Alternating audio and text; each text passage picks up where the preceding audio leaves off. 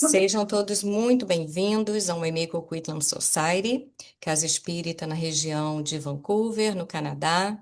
Hoje, dia 28 de abril de 2026, nós estamos recebendo com muito carinho e gratidão nosso amigo Hélio Tinoco, do Brasil, de Vila Velha, do Espírito Santo, da União Espírita Cristã. O Hélio é praticamente o nosso companheiro virtual, sempre à disposição para as palestras no Meimei, e hoje ele vai conversar conosco sobre o tema necessário amar. Muito obrigada mais uma vez, Hélio, e a todos que estão presentes aqui conosco e que também irão usufruir dessas reflexões maravilhosas que o Hélio vai trazer para nós através das nossas mídias sociais. Nós vamos convidar o amigo Fábio para fazer a abertura. Obrigada.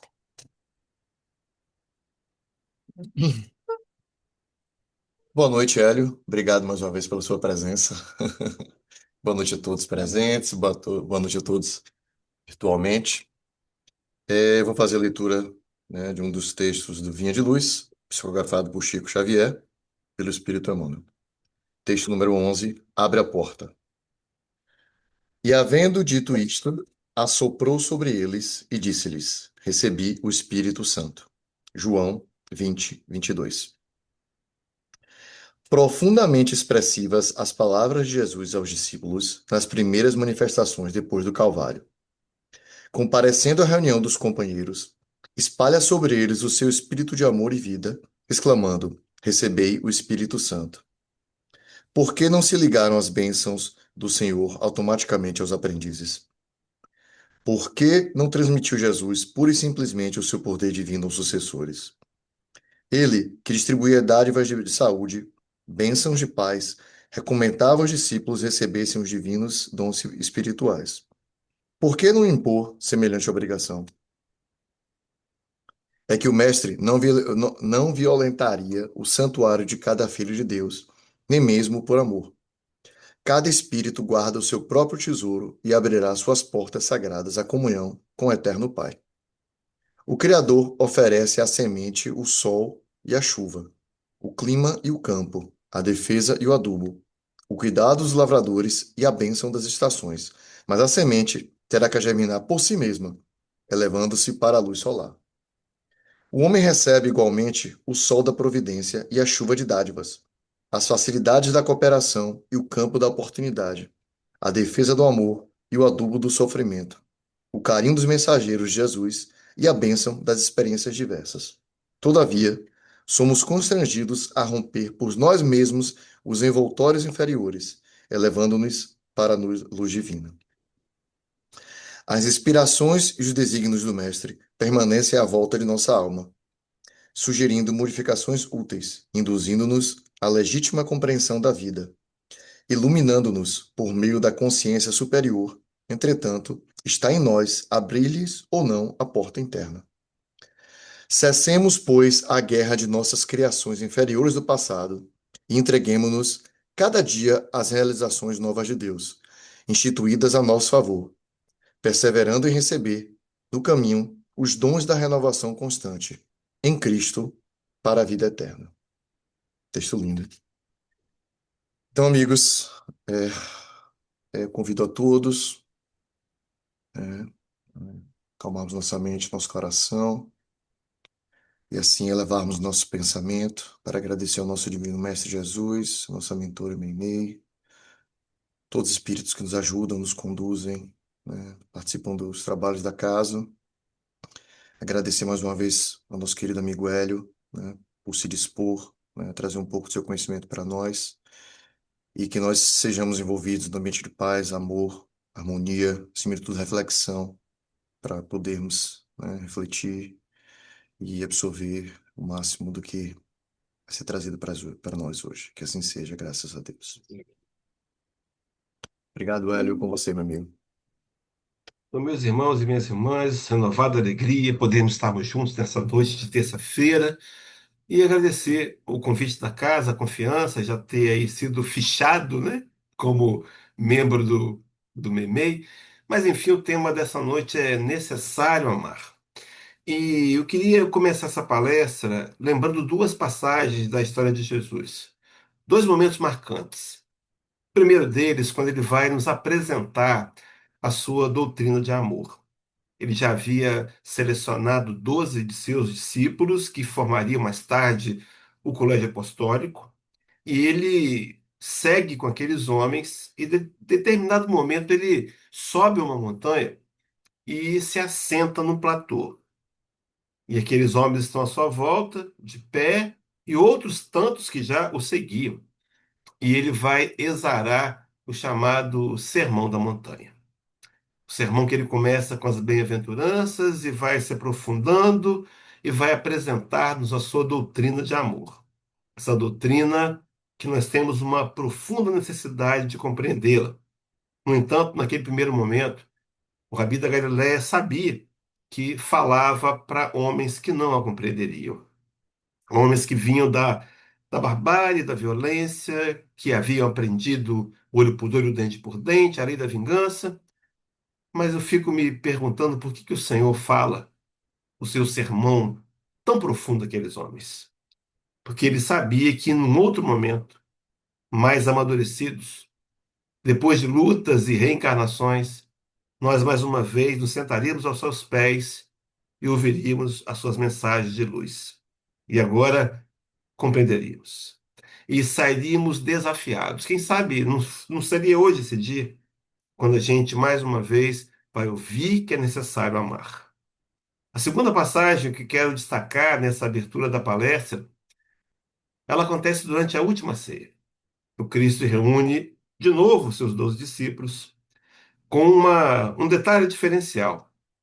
Haviam se passado 3 anos e 4 meses, segundo os teólogos modernos, o tempo que durou o ministério. E nesse período ele exemplificou o amor. Ele esclarece aqueles homens, ele fala de amor, ele vive o amor e agora são seus últimos momentos com aqueles 12 discípulos. Últimos momentos dele encarnado. Claro que reapareceria depois, mas é ali durante a última ceia, no cenáculo, que era o segundo andar da casa da tia de João Marcos, que é emprestada para aqueles homens comemorarem a ceia dos judeus, e ele vai se despedir. E é uma energia de nostalgia, é uma energia de tristeza, porque aqueles homens vão ouvir o Rabi da Galiléia dizer que era a hora que a profecia seria cumprida. E ele então morreria. Talvez esses dois episódios tão marcantes é na última ceia que o Senhor, então, depois de ter explicado o seu sermão de amor, introduzido a lei de amor, a segunda grande revelação, vivido com eles dia a dia, exemplificando em inúmeros momentos, agora ele vai resumi-lo, o sermão, a sua doutrina, durante a última ceia, quando em dois momentos faz a seguinte declaração. Primeiro, capítulo 13, versículo 34, onde ele vai dizer: Um novo mandamento vos dou, que vos ameis uns aos outros, assim como eu a vós vos amei, que vós também uns aos outros vos ameis. Ele se colocava como exemplo, e mais para frente, no mesmo episódio, na mesma última ceia, capítulo 15, versículo 12 de João, ele vai dizer: O meu mandamento é este, que vos ameis uns aos outros, assim como eu vos amei a vós. O Cristo veio ao planeta para dar exemplo de amor. João Evangelista, que ficou conhecido como sendo o apóstolo do amor, era tido como o discípulo amado, o mais jovem de todos. É bem provável que quando Cristo é crucificado, ele tivesse em torno de 17 anos. E esse escreve uma carta para a igreja da Ásia Menor. E é nessa carta, capítulo 1, versículo de número 7, me parece, onde ele vai declarar que nós amamos, porque ele, Jesus, nos amou primeiro.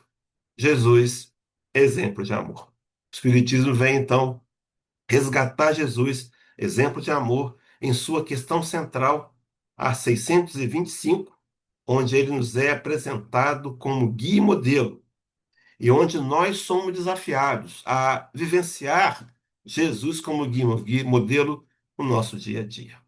É o Espiritismo, então, que vai desdobrar o grande sermão da montanha em detalhes e vai introduzir as leis morais, como sendo leis que, se cumpridas, culminam para o cumprimento, realização da lei de amor.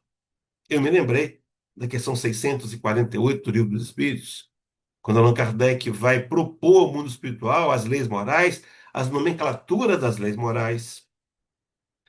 E, diante do que ele apresenta, lei de trabalho, sociedade, progresso, dentre outras, o mundo espiritual avalia, concorda com aquela nomenclatura, dá para ver a partir daí o valor moral aquilatado de Allan Kardec, mas resumem dizendo que a mais importante das leis seria a lei de justiça, de amor e caridade. Era, mais uma vez, o mundo espiritual trabalhando juntos com Jesus, Espírito de Verdade, dizendo para a gente que é necessário amar. Viemos ao planeta para ouvir e para aprender a amar. Viemos a essa casa agora virtual e aí presencial no salão para aprender a amar, para ouvir que é necessário amar.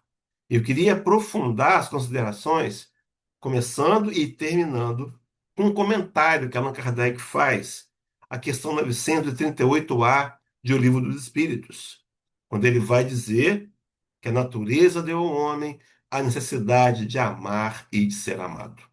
Allan Kardec, um pedagogo, curiosamente vem de uma família de juristas, de juízes, de homens ligados ao direito, mas ele é pedagogo.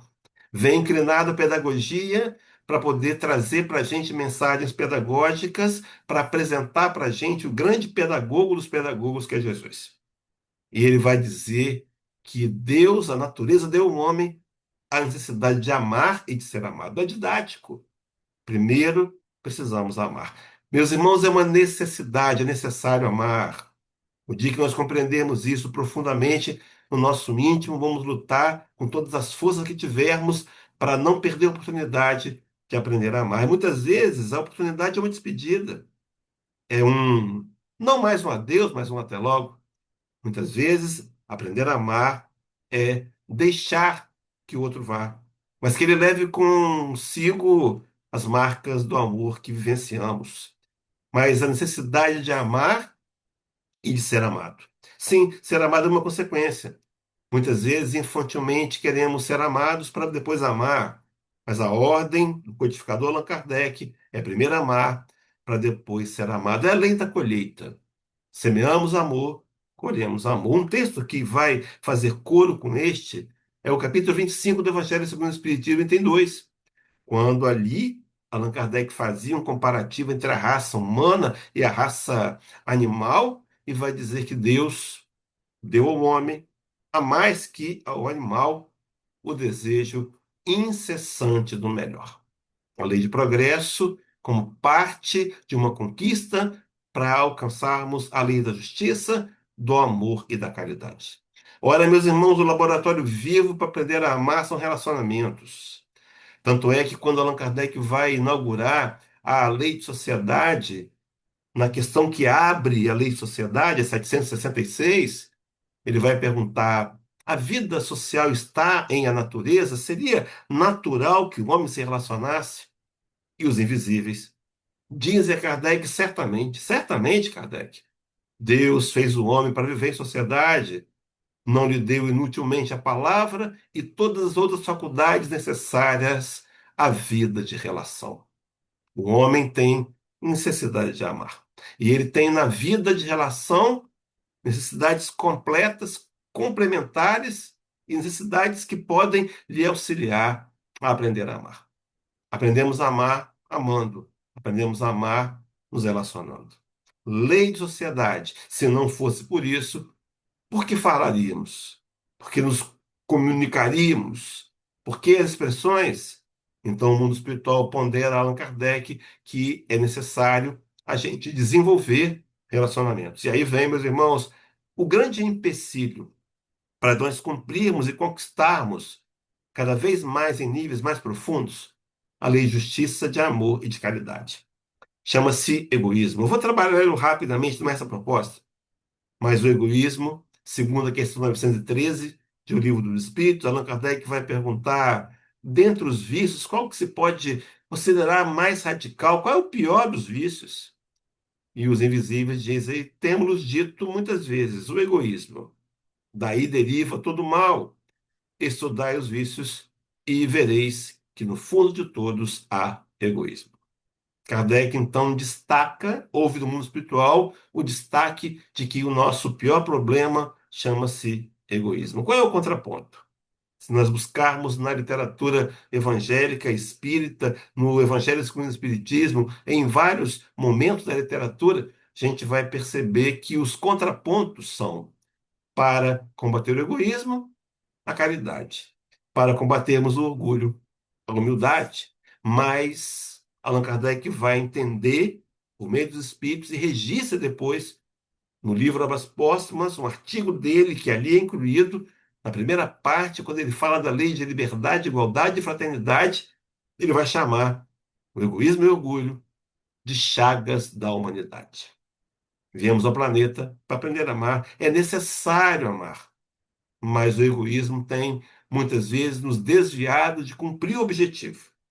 Mas na medida que fomos compreendendo e entendendo a responsabilidade que temos, e essa é cada vez mais esclarecida, sedimentada racionalmente pelo Espiritismo, nós vamos ter ânimo novo para combater o que Emmanuel vai chamar no livro do Evangelho segundo o Espiritismo, no capítulo 11, tem 11, ele vai chamar o egoísmo de monstro devorador de todas as inteligências. Vai chamá-lo de filho do orgulho e o causador de todas as misérias do mundo.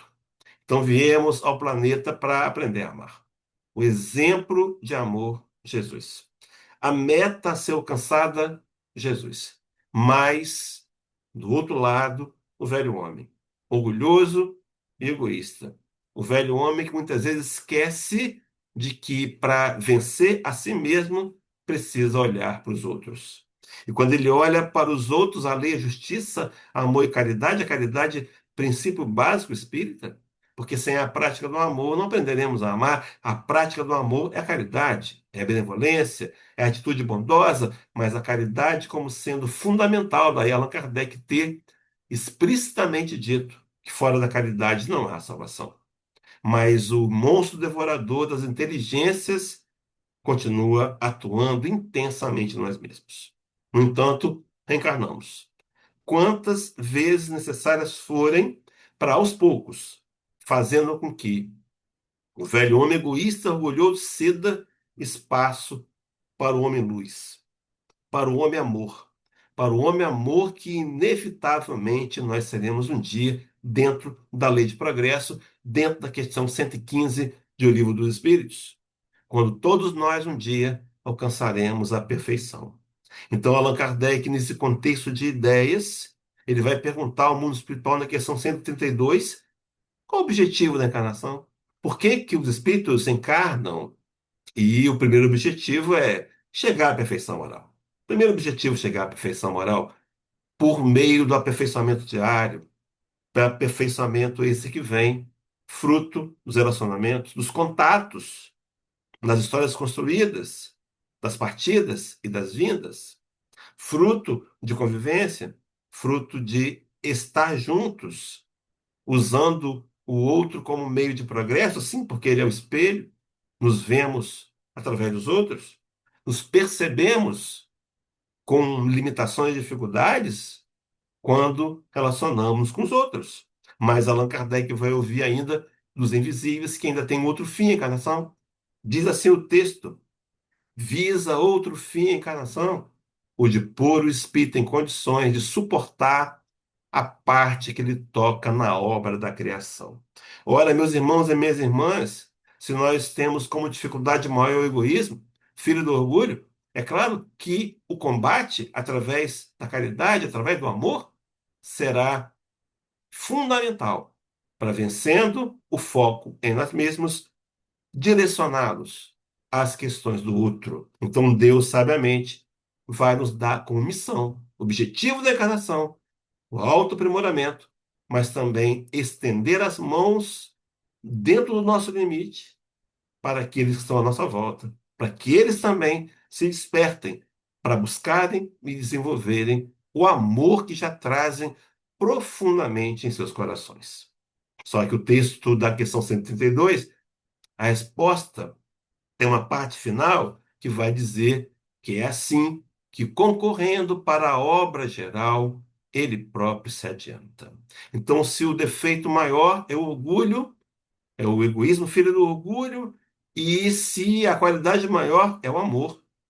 E se esse amor é desenvolvido, na medida que nós percebemos a dor do outro, é esse amor, é essa atitude da caridade que vai fazer com que a gente alcance os grandes objetivos da encarnação. Emmanuel, e trouxe dois textos rapidamente, em parceria com Adolfo, bispo de Argel. Emmanuel, no livro Fonte Viva 78, intitulado, a lição intitulada Enxertia Divina, vai dizer que a cada novo dia da tua experiência humana recebes valioso concurso para que os resultados da presente encarnação te enriqueçam de luz divina pela felicidade que transmite aos outros. Na medida que compreendemos que a única ferramenta capaz de nos ajudar a vencer as chagas da humanidade que estão em nós será a atitude do amor, nós conquistaremos, produziremos meios de não desperdiçarmos oportunidades. Cada dia é uma oportunidade nova, valioso concurso, e o bispo Argel, no capítulo 13 do Evangelho segundo o Espiritismo, item 11, o capítulo 13, não saiba a vossa mão esquerda o que dê a vossa mão direita, ele vai dizer: pudesses, meus amigos, ter por única ocupação tornar felizes os outros. Na medida que eu saio de mim para olhar a dificuldade do outro, eu me enriqueço de luz divina. E essa luz divina me enche de felicidade. Na verdade, também, quando o bispo Ardolfo está um espírito de alta envergadura moral, desencarnado da equipe Espírito de Verdade, pudesse, meus amigos, ter por única ocupação fazer felizes os outros. Um contexto, então, de entender que a meta da vida é aprender a amar.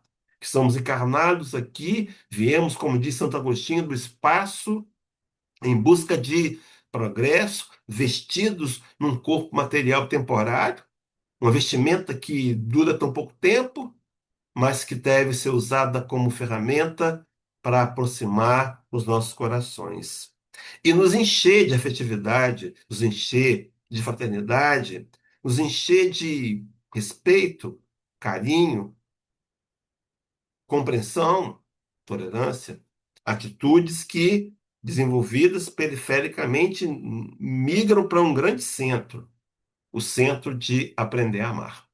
E é Allan Kardec, com muita precisão, no Evangelho segundo o Espiritismo, no capítulo de número 15, item 3, onde ele vai dizer: Jesus, que toda a moral de Jesus se resume na caridade e na humildade. Isto é, nas duas virtudes contrárias ao egoísmo e orgulho.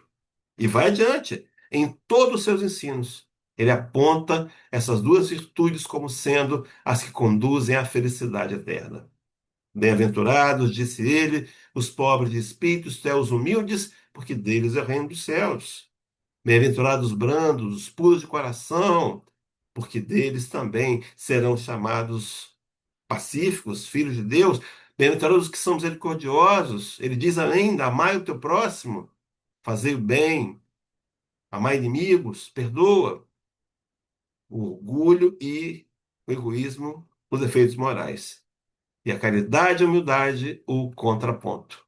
É nesse processo de escolhas que a gente volta para a questão inicial, 938. Comentário de Kardec: a natureza deu ao homem a necessidade de amar e de ser amado. E vejo minhas mãos o complemento.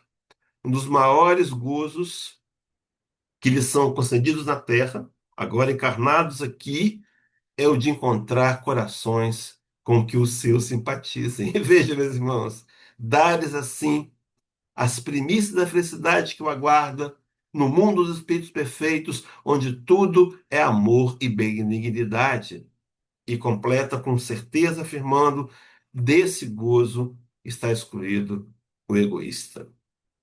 Quando nós encontramos corações queridos com os quais nos afinizamos, corações que nos ajudam a construir valores em nós mesmos e sedimentam laços e apertam laços, nós começamos a perceber as primícias dos mundos felizes, onde tudo vai ser benignidade, tudo vai ser amor.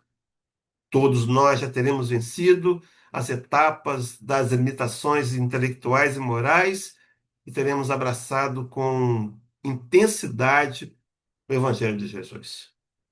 E a gente sabe que hoje é um dia de despedidas aí no Meimei.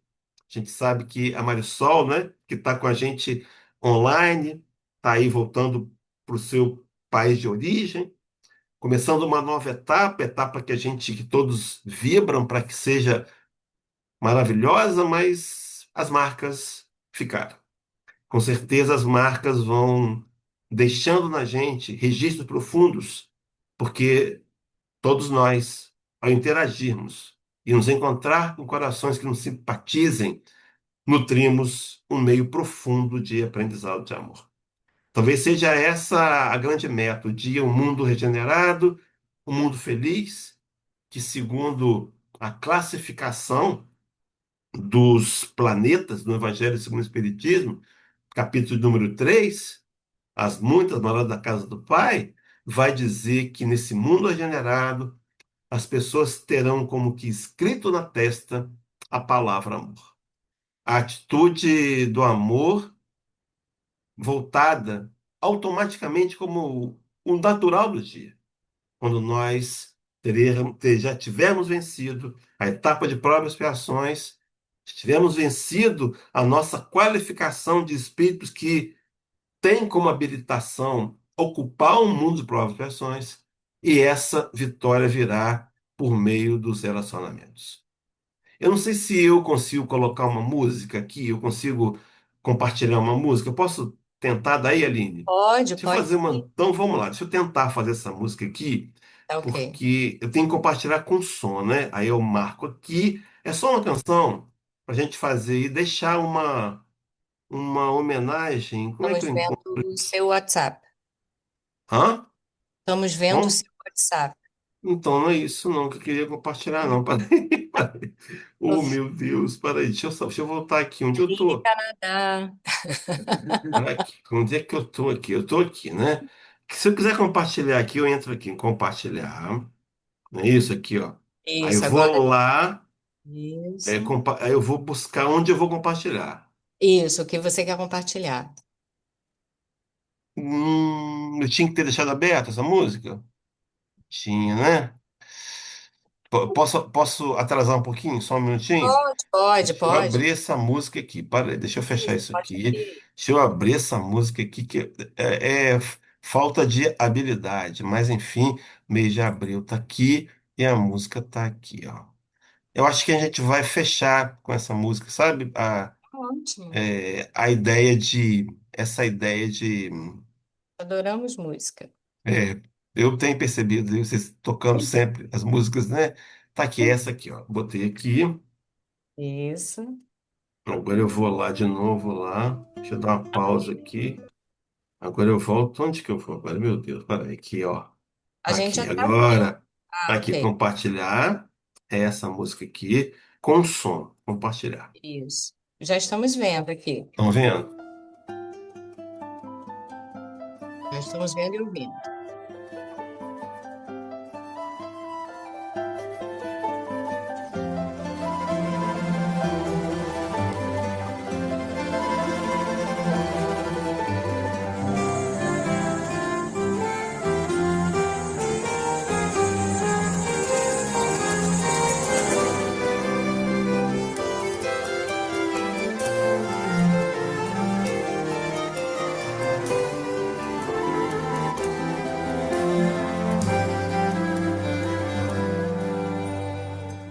No deserto das incompreensões, o amor de Deus a nos chamar, a nos levantar das lutas humanas e enxugar lágrimas de um mundo afã.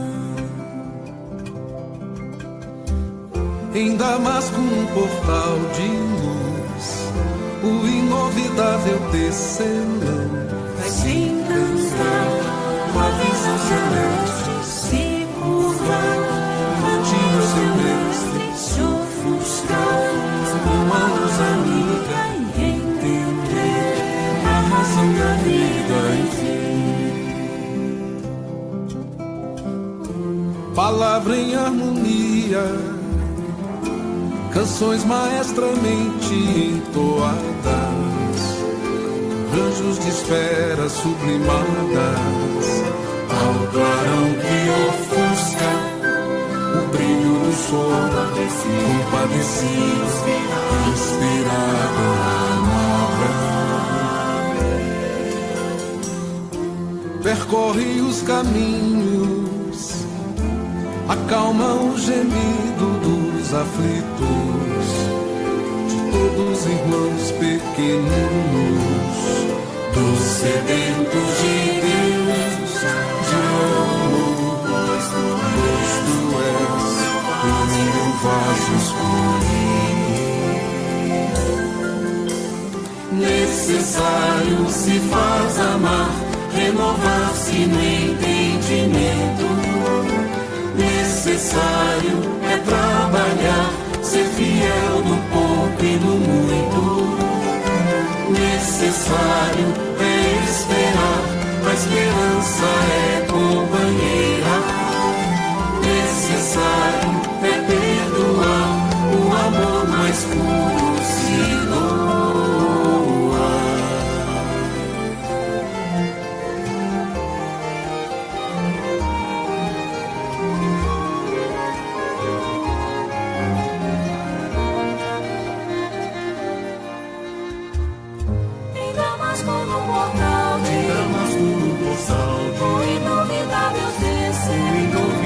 Se encantar, sua visão celeste se curvar, ante o seu mestre se ofuscar, com a luz a entender a razão da.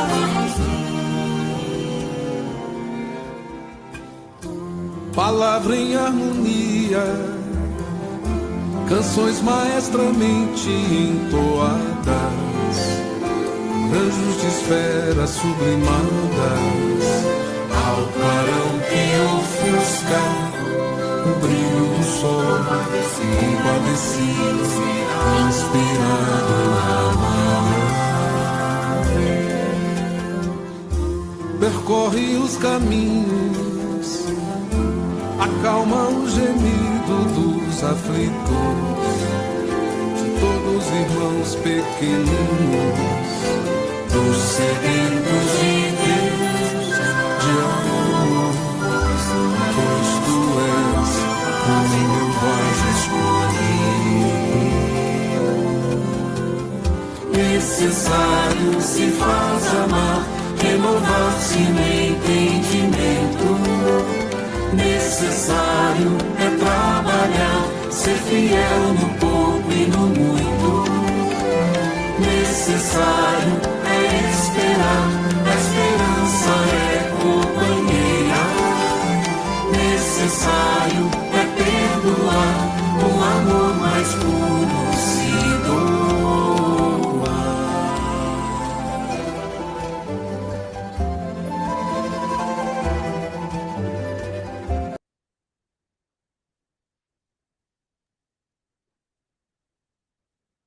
Excelente. Então é necessário amar, né? Viemos aqui para ouvir de novo, meus irmãos, que já ouvimos tantas e tantas vezes. Não desperdiçar oportunidades de aprender a amar. Deixa eu dar um abraço, um beijo para Marisol, né? Que o retorno dela seja envolto de muita luz, muita tranquilidade, muito êxito.